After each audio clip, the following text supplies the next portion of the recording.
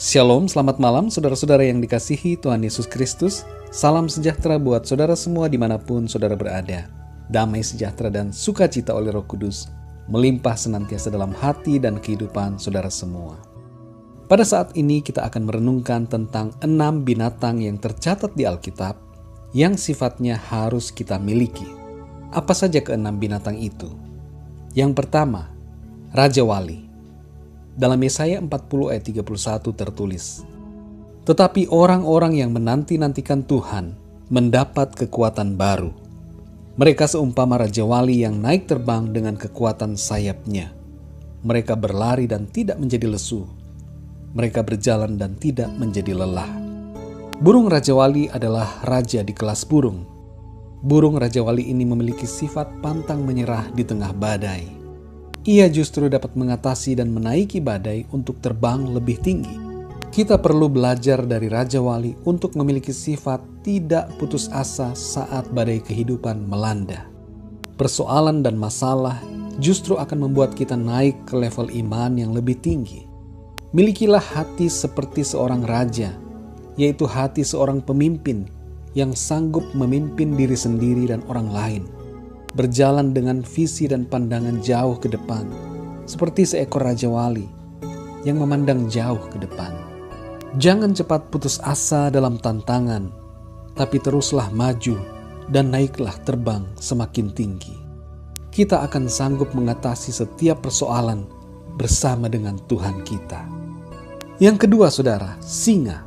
Dalam Amsal 28 ayat 1 tertulis, "Orang fasik lari walaupun tidak ada yang mengejarnya, tetapi orang benar merasa aman seperti singa muda." Singa adalah binatang yang memiliki hati yang berani. Singa juga merupakan raja atas semua binatang.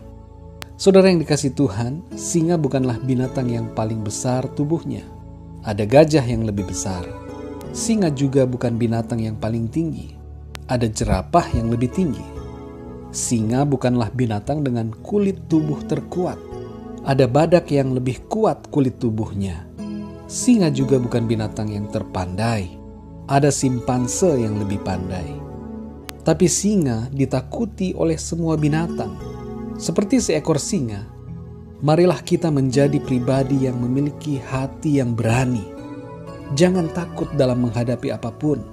Dalam Amsal 30 ayat 30 tertulis, "Singa yang terkuat di antara binatang, yang tidak mundur terhadap apapun." Jadilah berani dalam menghadapi situasi hidup yang sulit sekalipun. Jangan pernah mundur dalam iman. Tetaplah teguh kokoh percaya kepada Tuhan Yesus Kristus. Dalam Filipi 4 ayat 13 tertulis, "Segala perkara dapat kutanggung di dalam Dia yang memberi kekuatan kepadaku."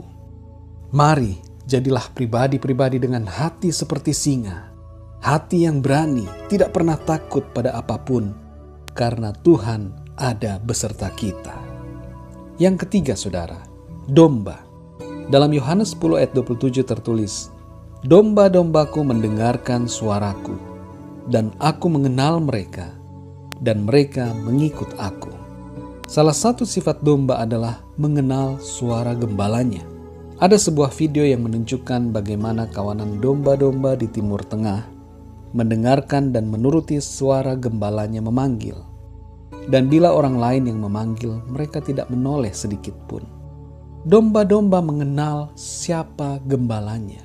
Mereka mengenal suara gembala dan mengikuti apa yang diperintahkan oleh gembalanya. Domba juga adalah simbol dari pengorbanan. Domba dipakai sebagai binatang korban dalam ibadah-ibadah bangsa Israel. Jadi saudara yang dikasihi Tuhan, sifat yang harus kita miliki, yang kita dapat pelajari dari seekor domba adalah ketaatan untuk mendengar dan melakukan suara gembala, yaitu suara firman Tuhan, serta rela untuk berkorban bagi Tuhan. Yang keempat saudara, merpati. Dalam Matius 10 ayat 16 tertulis, "Lihat, aku mengutus kamu seperti domba ke tengah-tengah serigala. Sebab itu hendaklah kamu cerdik seperti ular dan tulus seperti merpati." Merpati adalah binatang yang identik dengan ketulusan dan juga kesetiaan. Oleh karena itu saudara, marilah kita jadi anak-anak Tuhan yang memiliki hati yang tulus, punya motivasi yang murni dalam mengiring Tuhan, dan setia selalu sampai akhir hidup kita. Yang kelima saudara, ular. Masih dalam ayat yang sama dalam Matius 10 ayat 16, Tuhan Yesus berkata, "Lihat, aku mengutus kamu seperti domba ke tengah-tengah serigala. Sebab itu hendaklah kamu cerdik seperti ular dan tulus seperti merpati." Ular adalah binatang yang cerdik. Cerdik di sini bukan berarti licik. Kita harus menjadi anak-anak Tuhan yang cerdik, yang penuh hikmat. Minta hikmat Roh Kudus, saudara. Kita harus jadi anak Tuhan yang tidak gampang diperdayai oleh dosa, siasat, dan kejahatan dunia ini. Kita harus lebih cerdik dari dunia ini agar tidak jatuh dalam perangkap iblis dan dosa. Yang keenam saudara, semut. Dalam Amsal 6 ayat 6-11 tertulis, "Hai pemalas, pergilah kepada semut, perhatikanlah lakunya dan jadilah bijak. Biarpun tidak ada pemimpinnya, pengaturnya atau penguasanya, ia menyediakan rotinya di musim panas dan mengumpulkan makanannya pada waktu panen. Hai pemalas, berapa lama lagi engkau berbaring? Bilakah engkau akan bangun dari tidurmu? Tidur sebentar lagi, mengantuk sebentar lagi, melipat tangan sebentar lagi untuk tinggal berbaring. Maka datanglah kemiskinan kepadamu seperti seorang penyerbu, dan kekurangan seperti orang yang bersenjata." Saudara yang dikasihi Tuhan, sifat seekor semut yang harus kita miliki adalah rajin dan punya motivasi diri yang tinggi. Jangan malas dan selalu beralasan. Kita harus aktif dalam hidup ini. Jadilah rajin di dalam Tuhan. Tuhan mau agar kita menjadi pribadi-pribadi yang rajin, baik dalam hal pekerjaan dan juga dalam hal melayani Tuhan. Dalam Roma 12 ayat 11 tertulis, "Janganlah hendaknya kerajinanmu kendor, biarlah rohmu menyala-nyala, dan layanilah Tuhan." Saudara yang dikasihi Tuhan, marilah jadi pribadi yang rajin dalam segala aspek hidup kita yang baik.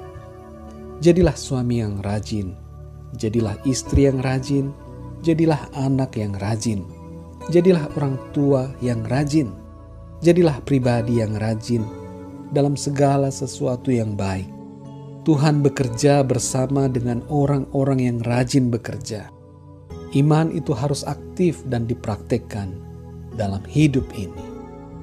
Puji Tuhan, saudara yang dikasihi Tuhan, demikianlah 6 binatang yang tercatat dalam Alkitab yang sifatnya harus kita miliki. Biarlah renungan ini menjadi berkat buat saudara semua, dan Roh Kudus akan menolong kita untuk memahami kebenaran firman Tuhan lebih dalam lagi. Berkat dan penyertaan yang sempurna dari Allah Bapa kita, kasih karunia dari Tuhan Yesus Kristus, dan persekutuan dengan Roh Kudus tinggal menyertai kita semua saat ini dan sampai selama-lamanya. Tuhan Yesus memberkati saudara. Selamat malam dan sampai jumpa dalam renungan yang berikutnya. Haleluya.